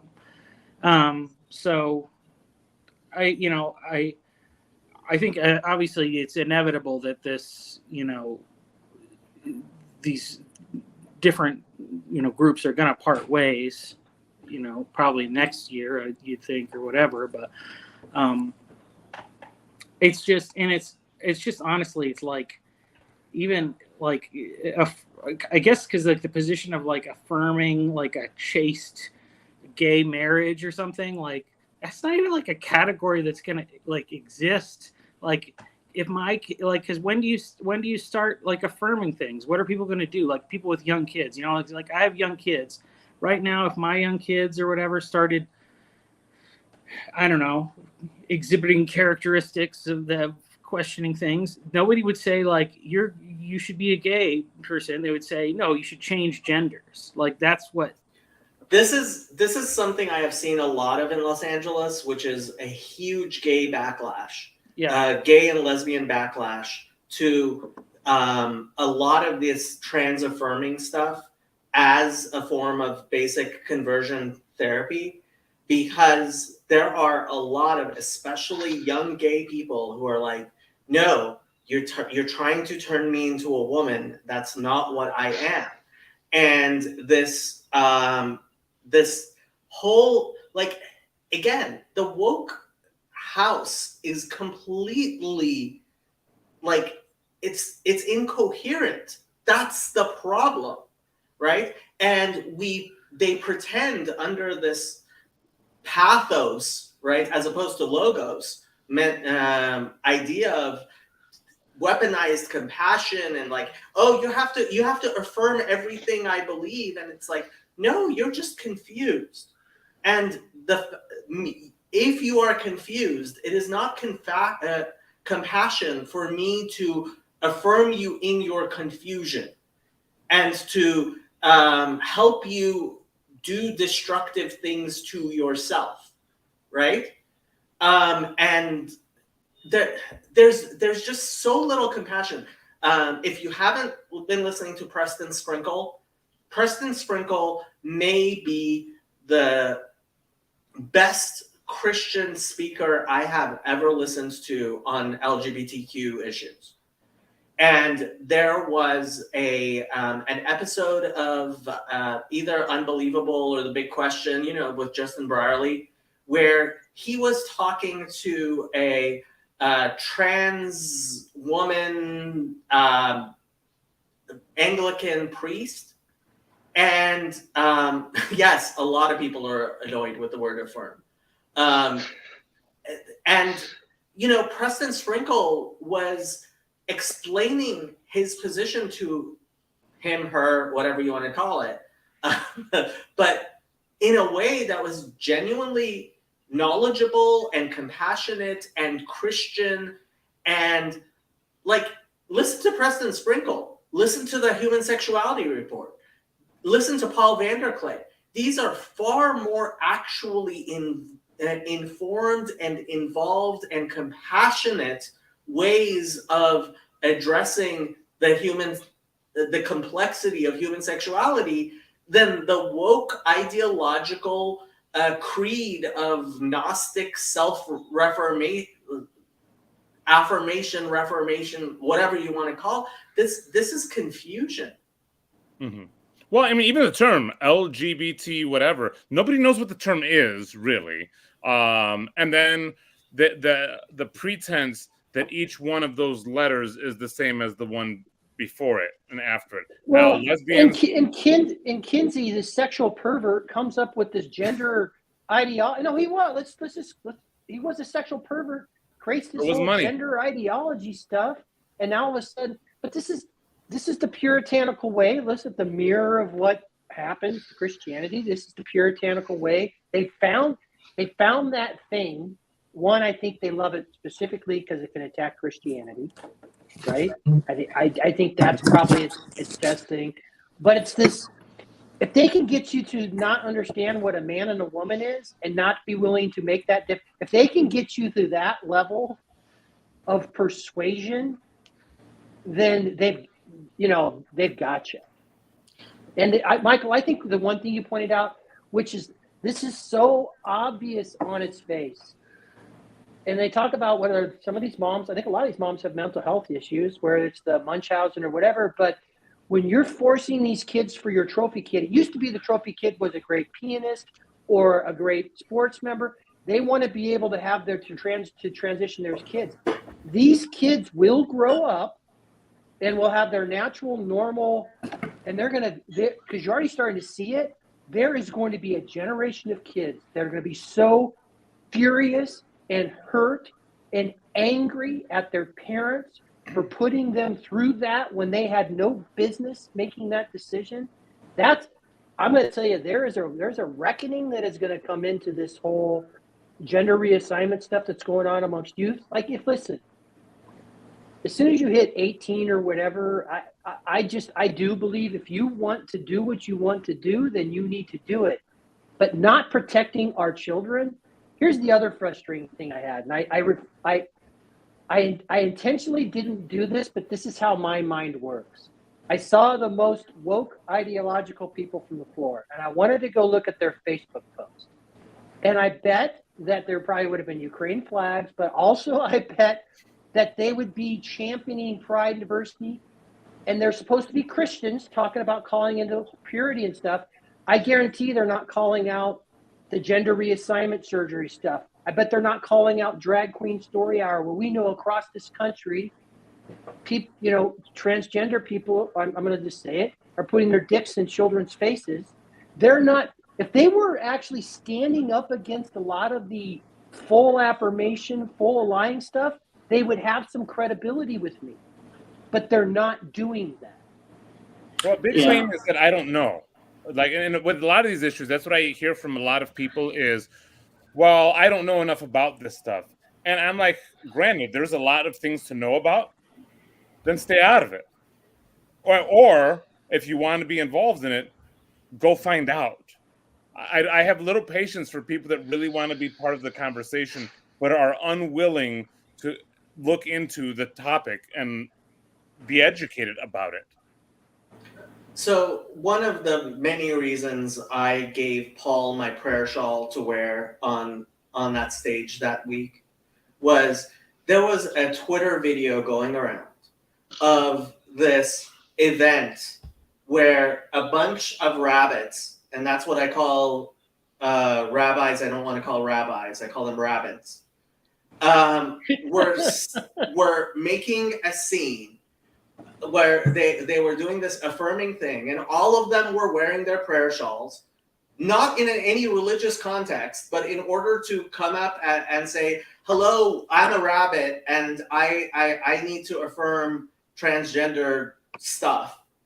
And one of them came up and she said, I am the proud mother of 3 children, 2 of whom are transgendered, and I am also proud of my one who isn't transgender. And everybody laughed. And it was the most enraging thing I could imagine. Partially, I have to say, because in if you actually study science and you know, like, I'm not one of these people who thinks transgender is something new. It's not. Transgender is something that has been with us for many thousands of years at least. This type of thing. 2 transgender children out of 3, 2 in the same family, even when you have 10 kids, right? The spike that we've seen that's happened over the past decade is incredible, and particularly deep blue places. There is something known as actual epidemiological study of prevalence of whatever you want to call it, abnormality, if it doesn't happen that, 2 out of your 3, really? So you're this rabbit who decides to make political statements about the trans community, and for some reason 2 out of your 3 kids happen to be transgender, and you're also proud of your kid who's not.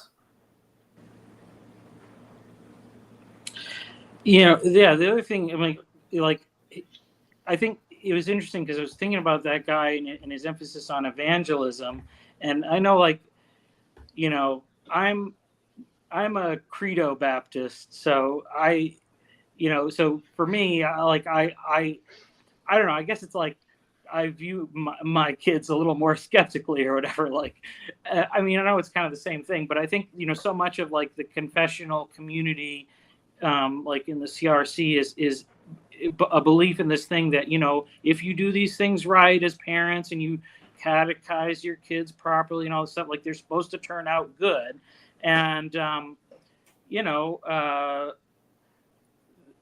that's happening. But meanwhile, like, an evangelistic force has also come into these kids' lives, and that really is it's an evangelistic movement. It's making converts. It's preaching a message of transformation, and it has spiritual signs, which is conveniently, it is anything that makes you feel good or get excited is a sign that this is true and good for you. And I think there's how is it that this acceptance is a thing that conveniently keeps coming to boomers when their adult kids come out of the closet or whatever, like that this revelation of affirming theology is true or whatever. Like, there's I think I don't want to put too much disparaging comments on, but I think like I know the way my dad raised me is like he was saying, like, you can choose to like walk away from God. I will still love you. I will be my father, but I'm not going to support you if you want to lead a life of wickedness or whatever. And I don't think that's the way kids are getting raised very often. So Connie is saying something that I've heard from many people, and frankly is one of the reasons that I have several young people who do contact me through my channel. The day my counselor pastor told me my self-harming was a sin and I needed to stop, repent, was the day I felt most loved, heard, and seen. Yeah, because that's what it is. But, as parents, as leaders, you're not supposed to just protect those you disciple, those that are your children, those that you are in authority over. You don't just protect them from outside. But again, if we believe that all have sinned and fallen short of the glory of God, we're also supposed to protect you and guide you through your own vices, through your own depravity and your own potential to hurt yourself. Like, my kid's going to go play with the flame. Well, I can support them in that. It's like, no, you keep them away from that flame and you help them learn, hey, and eventually, if you take them camping, teach them how to navigate lighting a fire in a very safe environment and things like that. You don't just let them hurt themselves. I don't think that's appropriate.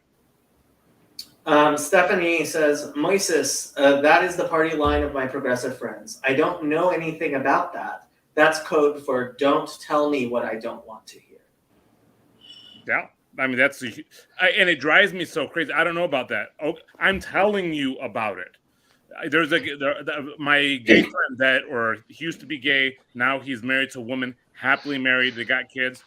Yeah, I don't know enough about him. He's probably just closeting himself, blah, blah, blah. He's out there. He's very public. He's willing to talk to anybody. Go find out.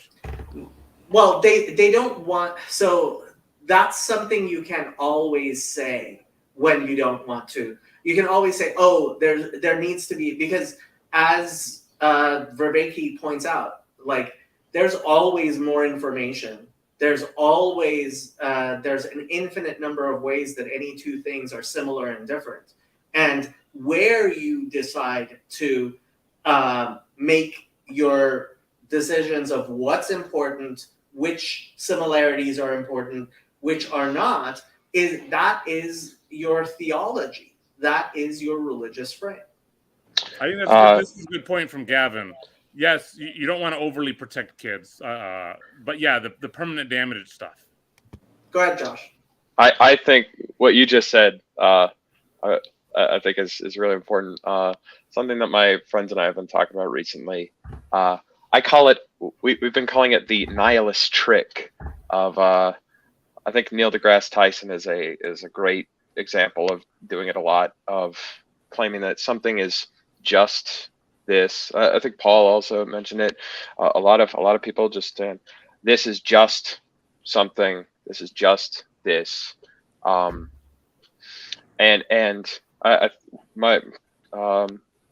college group this past semester, we were going through Genesis 1, and you saying how your theology is where you draw lines. That's true, because in Genesis 1, it's God is the one who is able to draw a distinction, saying this is something else. That's what, like, all of Genesis 1 is showing, is that he can separate, this is light, this is dark. I know the difference. Because that sort of breakdown of, if you're just going to break everything down into, well, there's like atoms, and then there's protons, and maybe there's something in between. Like, God is the one who has the ability to define, this is something else. There's not something in between these. It's, yeah. Preach. I love it. When are you going to be a minister of the word? Come on. I love it. Someday I would like to. There's a beautiful church, that one of the ones that my grandfather pastored. It was one of the last ones that he did in Tohatchi, New Mexico. God, that's a beautiful church. Perfect, like small, but still like kind of Gothic. Oh, God bless you. I mean, what you were talking about right there is logos, and it's in the Jewish tradition we say Baruch Shamar v'haya olam, but blessed is he who spoke and the world was, because it was God's speaking, right? And that is the John 1:1 as well, right? In the beginning was the word? I don't know. Yeah, exactly. Whatever you guys say.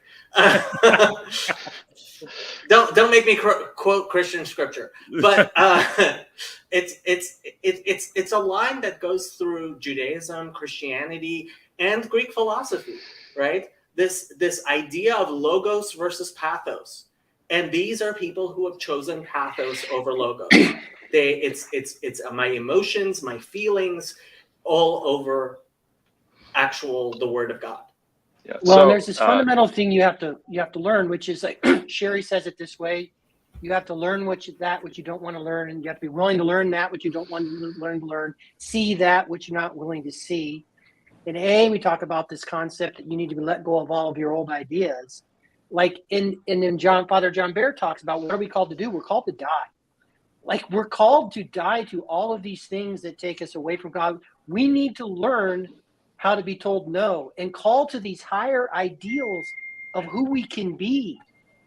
And that's not just limited to this issue, that was heterosexual sex, whatever. Like, we're all called to this higher place. And a lot of that you need a lot of help with, and it's hard work. But if you look at most successful people, they learn how to tell themselves no. And Josh, go they ahead. accept it. Yeah, so I was wondering if I could bounce this off of you guys. My friends and I, last semester or so, we started a book club together. My other friends that are not in the book club, can you guys shut up about the book club? So you're gonna have it on this channel, right? Oh no. Well, we started reading. We started with Carl Trueman's book, The Rise and Triumph of the Modern Self, and I think we all just like we're getting this understanding of how a lot of people's problems with part of like people's perception of saying that not affirming causes self-harm is, where do you draw the line at what is the self? What and that individualism in our culture has gotten to the point where I am just my inner thoughts, I'm just my feelings, all that. And that in the Christian worldview, we need to keep in mind you are your body and your soul. You are these two parts together.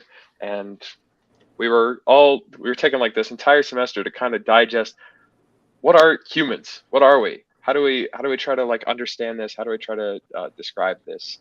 And I think possibly the best way that I came up with was when we were reading through this book, and there was a French poet that was quoted, and he was talking about how poetry is just so great. I'm not saying poetry's bad, but he was saying poetry, it's way better than stories, because poetry is the language of the soul. It's the language of the spiritual realm. And that is, speaking in the spirit, speaking to like just this spiritual realm is good. But I was thinking about it, and I think a good way to understand human beings is that we're like stories. For us Christians, I mean, You're preaching to the see, choir, Josh. yeah, Welcome that we to the see corner. that we say that, yeah, that we see that Jesus is God's final revelation as to who he is. And who was Jesus? Jesus was a storyteller. When he wants to get something across to you, he tells stories. So God is this storyteller, and we're made in his image. And that, like, us being like stories, a story is that perfect blend of being both this spiritual thing, because a good story, it has this nature to it, but then it is also tied to the physical realm. That West Side Story, it is Romeo and Juliet, but it's just set in a different place. It's the same spiritual story, but it's in a different time and place. That we have this nature, and that's united to our physical body. And you can't just live in one realm. You can't just say that I'm living. You can't be in West Side Story and just say, no, I'm Romeo. Yeah, you're in the same kind of spiritual story, but you're not. You can't just switch characters like that. You have a physical body where you actually are and who you are. Can we get the praise team up behind us, man? Because I think we need some music behind this preaching. You're good. Or how about an organist? Maybe. Mo, so we're looking for hosts. You're sounding very orthodox, United. Josh. Yeah. now Lance is trying to be reformed. Now he's going to try to get you. But if you haven't listened to the stuff, I mean, have you been listening to the PBK stuff from the Chino conference? No. See, he came up. So we've been talking about this stuff. Like you're just and you're putting it in a very fresh way. It's not the usual jargon that we use in this little corner of the internet, but very similar stuff. So yeah, when you start your YouTube channel, I'll help you get it set up. We'll get you your Josh. I was about to be like, we need to throw all these Dutch people out of the CRC. You have redeemed the Dutch people of the CRC. I want to make it clear that we need to draw lines. I do not agree with kicking out the Dutch people of the CRC. That's a Jacob comment. That's happening in Samaria with the Latinos and the Koreans. I mean, the CRC, Latinos, Koreans, they seem to actually believe in Jesus. I didn't know so much about the Dutch people, but then you get Josh and you're like, hey, there might actually be Christians in the CRC. Yeah. There are. My personal, like, I'm a little bit outside, because it was interesting. I think also my perspective on, like the CRC is a little bit different because I've got all the Dutch bona fides, right? That my grandfather was a minister, but I never went to the school. My parents couldn't afford it, and so even though I had all this, I still was like growing up felt kind of on the outside, and so I do have this perspective where it's like we need to be confessional because growing up, I'm from Gallup, and so like it is, if we want to be properly like evangelistic, I know I've talked with people from the area that like, yeah, it's kind of hard for some of like the Navajo to get involved when they feel like it's just Dutch people. What does Klumpenhauer mean? Klumpenhauer, it's wooden shoemaker. So Klumpen is the wooden shoe, and then Hauer as in hewer, like a person who works with wood. So have you actually made any wooden shoes or no? No. Oh, come on. Your name is Klumpenhauer. Although I have to say, my name means sells cloth. I have never sold a bolt of cloth in my entire life. My grandfather, great-grandfather, apparently for thousands of years, my family sold cloth. I haven't sold a single bolt of cloth in my whole life. My name means a tailor, so maybe my great-great-great-grandfather bought cloth. I'm sure from your great-great-great-grandfather. Probably did. Yeah. I think I have a pair of the Klumpen, of the wooden shoes, but they're a little hard to use. Mo has two Klumpen right behind him on the thing. Yeah, he showed them when we were. I have to make fun of Dutch last names because I don't know how to pronounce them, and that's my way of apologizing for not being able to pronounce them, is by making fun of the fact that I can't pronounce them. So I remember back when I was in elementary school, we had like a culture day. You were supposed to bring something from your culture, and I wore my wooden shoes, and it was these wooden shoes on linoleum. Just walking through this elementary school, you could hear me across the school.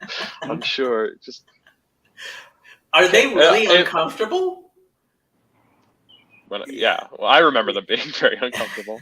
I am told, I don't know how true this story is. I'm told that when my grandfather, he was born in the Netherlands. He was actually there during the Nazi occupation. And I'm told that when the family emigrated to Canada, that my grandfather would still wear the wooden shoes like while he was out playing. That he was wearing them while playing soccer, and so the kids would get out of his way because they didn't want to be kicked by him. I don't know how you could, if that's true at all. Apparently, you have your grandfather's preaching skills at least. So yeah, you're gonna have to start to learn how to play soccer in wooden shoes. That's. I couldn't play soccer in cleats. I was no good. Hey, Chad, what did you have to say? Okay, so can somebody please define evangelize? Because y'all just skipped that question. It means you go and make converts. You spread your message to people that haven't heard it yet and try to be persuasive to get them to come to your side. So that's what Christians are supposed to do with the gospel, but it's what It's against my religion. Gay people do with kids sometimes. What? Where does it say that we have to do that? It's called the Great Commission. Yeah, Jesus said it. Cool. I hate to throw it. The Orthodox would revert that as, if you go back to Evangelion, which is the declaration of the victory, which would happen when a king won. They would go out and declare the victory of the king. And by the way, when the king won, then you're subjects and everything else. And so really you're proclaiming, in an Orthodox sense, is what you're proclaiming is Christ's victory over death through the resurrection. And then I would also say that the Great Commission, what I love is he said, go and teach them to do. It wasn't to tell them a bunch of things. It was to teach them to do the things. Slight variant on how I would describe Evangelion. So when you think about that, Chad, I think that's carry the message. And how do you carry the message? Through how you live and act. And if you find someone that says, hey, how do you do that? You teach them how to do it. Well, that's definitely even more so than, I mean, they are teaching kids how to do things in some of these classes that they shouldn't be teaching them how to do. So I would you probably have the technical terms because Jacob's gone down this. I just feel like it's more of a Bernaysian propaganda, persuasion. You know what I mean? I think that's really what it is, right? Matthias Desmet calls it about this mass formation, that talks about that. I mean, and then Paul uses the term like there's this spirit of the age that is, there is this thing that is pulling people in. For Chad, your mic is clicking. That's why I muted you. You can unmute yourself though, and mute yourself. But you're clicking. When my phone gets like hot or something, it acts like so weird. Yeah. So it's kind of annoying when it clicks. So just mute yourself when you're not speaking. I have a question about this word affirm. Where does it come from? And can we, if we had to choose other ways of talking about this, like what can we stop using this buzzword that is so annoying and empty?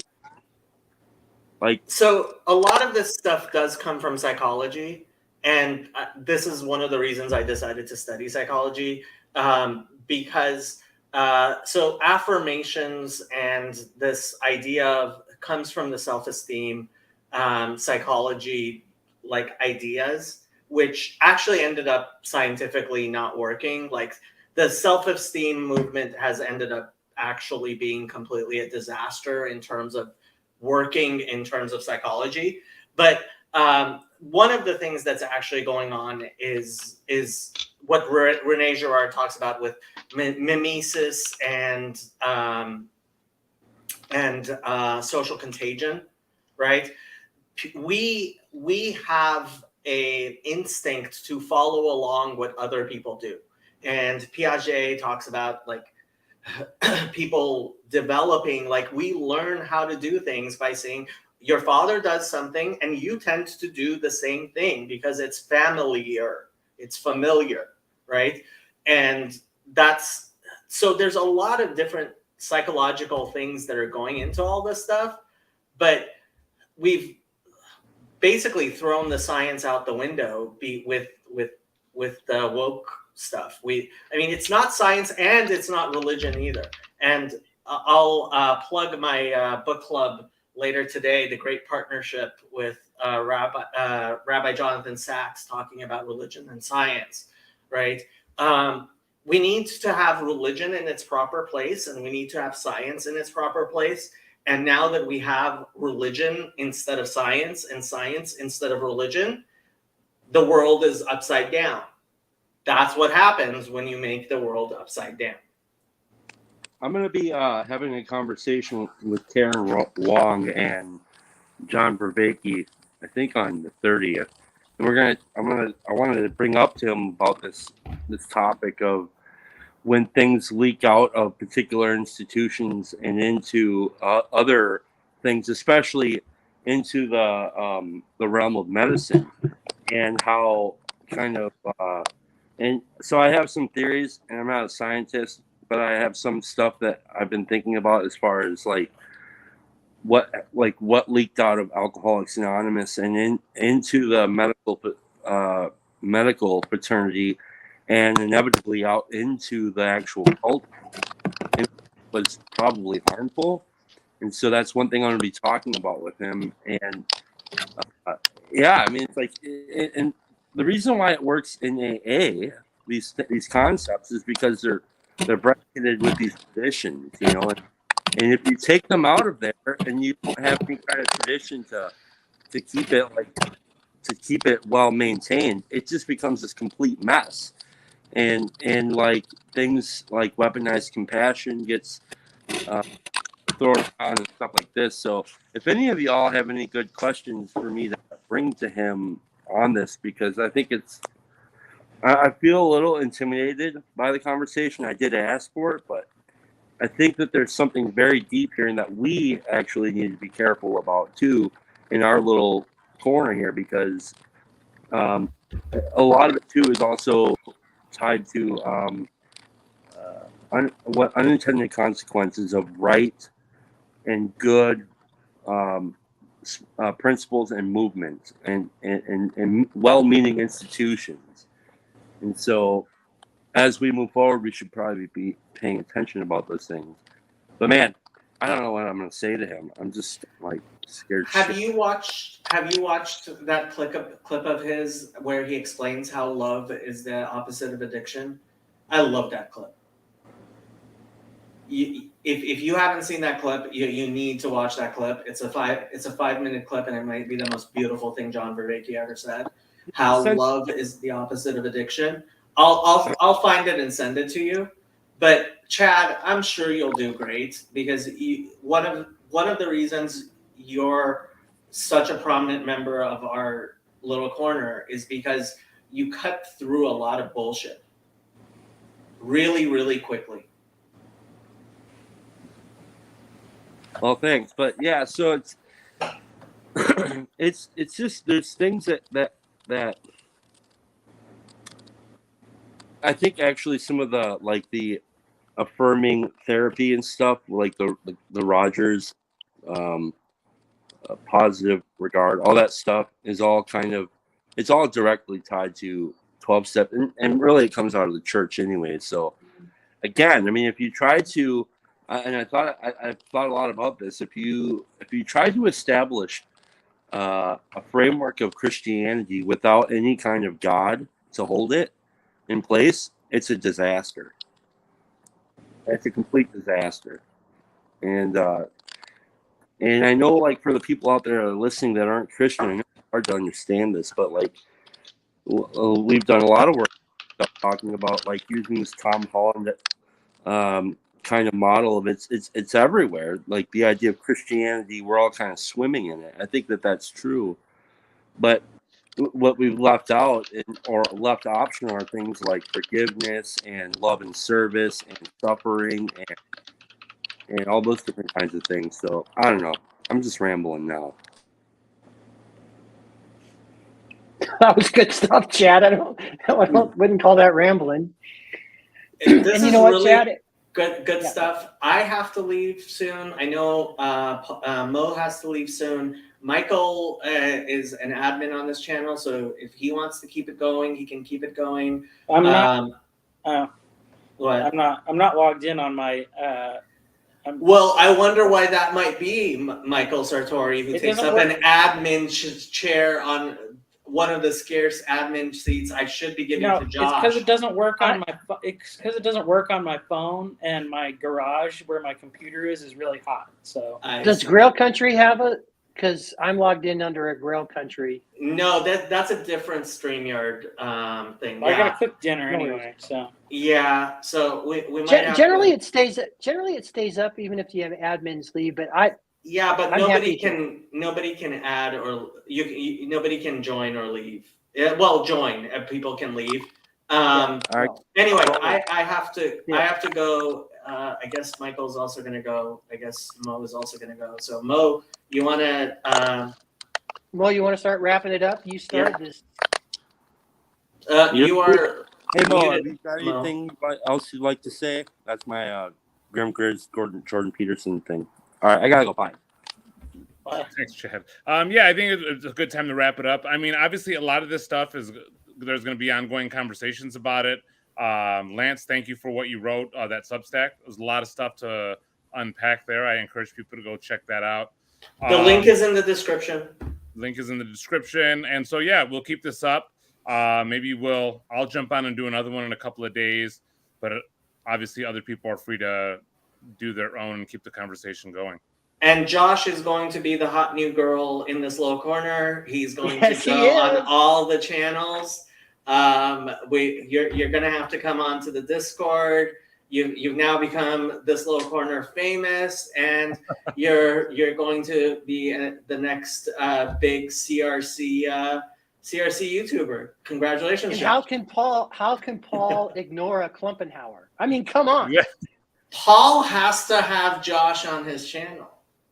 Paul has to have Josh on his channel. That's Josh, contact me. We're gonna make this happen. We're gonna make this happen. All right. Yeah. Thank you guys for being so welcoming. It's been Thanks good. for setting this up, Mo. I appreciate it. My pleasure. You guys have a wonderful evening. Thank you. You too.